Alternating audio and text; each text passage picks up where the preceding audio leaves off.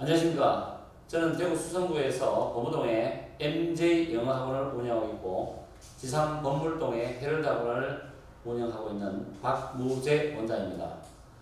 이번 강좌는 원래 고3들, 재수생들을 위한 수능 예상 문제 강좌를 제가 올려드리겠습니다. 수능 특강부터 수능 완성까지 88문항 정도를 최대치 축출해서 원래 수능에 도움을 주고자 하기 때문에 여러분들은 제가 올렸던 이 영상을 보시고 많은 도움을 받으시고 특히 직접 연계 혹은 EBS라도 간접 연계가 출제가 많이 됩니다. 그걸 감안하셔가지고 제 예상 문제가 아마 시중에 나와있던 문제보다도 문제수가 더 많습니다. 그렇기 때문에 이것만 보셔도 많은 도움을 받을 거라고 생각이 됩니다. 자, 그럼 시작하겠습니다. 간략하게 말씀드릴게요.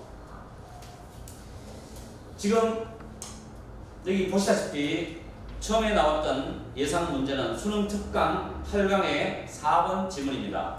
이 지문은 직접 또는 간접적으로 연계될 수 있다고 판단해야 됩니다. 왜냐하면 이 글의 요지는 자기 정당화의 오리를 잡기 위한 지속적인 자기 감시에 대한 게 주제입니다. 이걸 바탕으로 제목 문제를 만들 수 있고요. 지금 위에 적어놨듯이 어휘, 빈칸 또는 빈칸 AB형 또는 무관한 문장, 문장 위치, 지칭 추론, 요지, 문장 요약까지 다방면으로 출제하는 교수님들이 출제를 생각하실 거로 믿습니다. 그래서 특히 주제 요지를 여러분들이 잡지 못하면은 빈칸 문제는 절대 맞출 수 없습니다. EBS 빈칸 문제가 한 문제가 나오는데 3점짜리 출제됩니다. 그 3점짜리를 맞춰야만이 1등급으로 갈 수가 있습니다. 그래서 빈칸 문제에 신경을 많이 쓰시는데 제가 만들어놨던 문제 줄이 둘째 줄에 보면 mindless self-justification 그 다음에 네 번째 줄에 can draw us people into disaster 다음에 마지막 두 번째 줄에 constant self-policing 그리고 마지막에 mindful and not a denial of reality가 나옵니다. 이 문제가 EBS에서는 어법 문제로 출제되었는데 마지막 줄에서 두 번째 줄에 보면 it is 다음에 밑줄 5번이 위쳐되어 있죠. 그거는 정답이 대신데 it is의 강조 구문입니다. 이걸 알 수 있는 방법은 it is 하고 that 사이에 부사나 부사구나 부사절이 나오면 100% 강조 구문입니다. 그리고 그 강조되는 내용이 빈칸으로 출제되기도 하고 혹은 대절 안에 강조 구문의 대절 안에 있는 내용이 빈칸으로 출제되기도 합니다. 그래서 반드시 빈칸을 먼저 잡고 그 빈칸을 맥으로 해서 어휘라든가 전체적인 문장 위치 흐름을 잡으셔가지고 공부를 하셔야 되고요. 또 이 문제는 잘만 연구하면 지칭 추론으로도 효과를 볼 수 있는 문제입니다. 그래서 난이도가 있고요. 물론 이 지문을 여러 번 공부하시는 학생도 있겠지만 철저하게 공부하셔가지고 제가 지금 알려주는 문제를 가지고 시험장에서 활용해서 도움을 받기 바랍니다. 자, 다음 문제 넘어가겠습니다.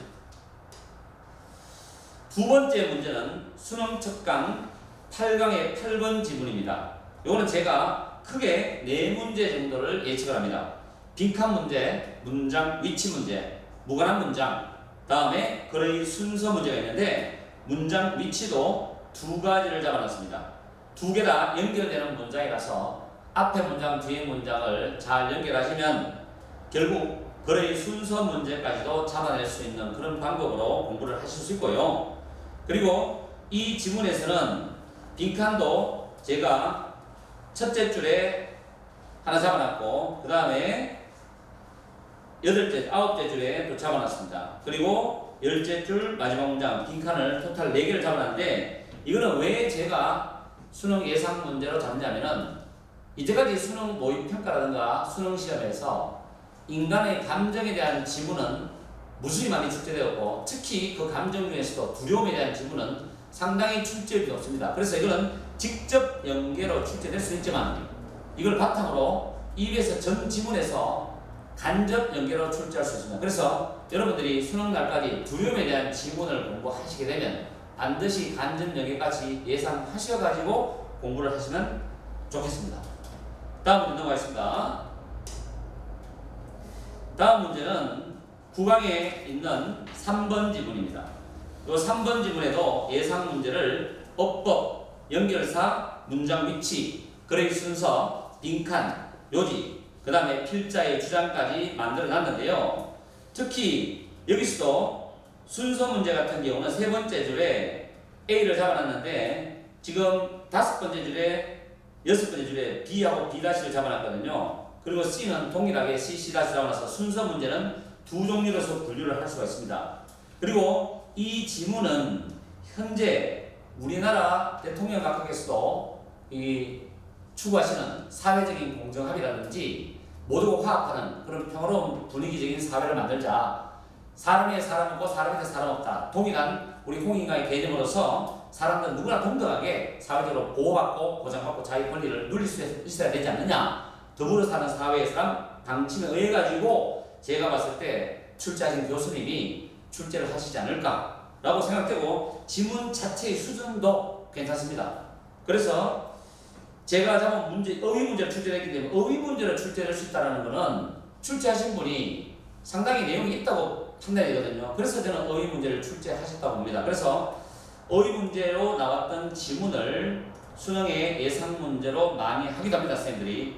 저도 마찬가지로 세 번째 예상 문제로 이 지문을 선정했기 때문에 여러분들이 이걸 잘 보시고 공부를 하시고요. 특히 이 지문은 제가 꼭 부탁드리는 건 한 문장 한 문장 철저하게 해석하시면서 이게 과연 어떤 식으로 내용을 담고 있으면서 다음 문장과 연결되는지를 정확하게 문장과 문장의 의미의 유기성을 반드시 짚어가면서 공부를 하셔야 됩니다.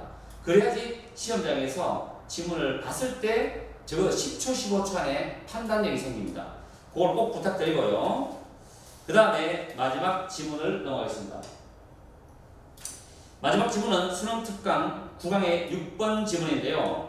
이거는 제 판단으로는 직접 연계가 나올 가능성이 높다고 보고요. 이런 문제를 만들다 보니까는 우연하게도 글의 순서가 3개가 나옵니다.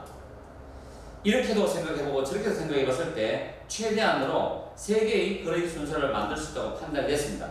그리고 이 지문에는 어법 문제도 깔끔하게 출제될 수 있고 특히 마지막 5번의 밑줄 5번은 자동사입니다. 이거 한 가지 꼭 기억합시다. 고3이면서 재수생 이번에 수능을 치는 학생들이 꼭 기억할 내용은 자동사는 어떤 상황 하에서도 수동태가 불가능하다. 그래서 여러분들이 학원이라든가 학교에서 배웠을 때 그 자동사를 반드시 머릿속에 기억해야 된다. 기억할 자동사는 몇 개 안 됩니다. 10개 내외이기 때문에 그 정도만 외우셔서 혹시 문법에 활용할 수 있도록 하시고요. 단수, 복수 문제라든가 이런 문제도 정확하게 잘 짚어줘야 될 걸로 합니다. 그래서 마지막 지문은 언어에 대한 지문입니다. 이 지문을 선정한 것은 언어에 대한 지문은 적어도 한 문제는 출제될 수 있다고 판단되거든요. 그 이유가 문제를 출제하러 들어가시는 교수님들이 영어를 전공하신 교수님들입니다. 그래서 언어학자십니다. 그분들이 봤을 때 입에서 전 지문에서 언어에 대한 지문을 잘 보시고 연계시켜서 직접이든 간접적이든 간에 언어에 관한 내용을 출제를 하실 겁니다. 특히 이거는 언어에 대한 소멸에 대한 내용입니다. 그래서 아마 너무나 교수님들이 제가 볼 때 출제를 하실 생각이 많으시지 않을까라는 생각을 하고 있어요. 그리고 저도 경험으로서 이런 지문을 모의고사에서 받고 수능에서도 받기 때문에 여러분한테 자신있게 말씀드릴 수 있습니다. 오늘은 간략하게 4개 정도를 여러분한테 예상 문제를 만들어 드렸는데 앞으로 10월 말까지 한 20개 정도를 올려드릴 예정입니다. 그리고 수능 인쇄가 들어가고 난 11월 달부터는 본격적으로 50지문 정도를 거의 빠르게 올려드릴 거예요. 제 강의를 아무쪼록 참고하셔가지고 여러분들 거로 만드셔서 수능장에서 원래 꼭 원하는 등급 받으셔가지고 원하는 대학교에 갔으면 하는 게 제 정말로 바라는 마음입니다. 그럼 다음 시간에 뵙겠습니다. 감사합니다.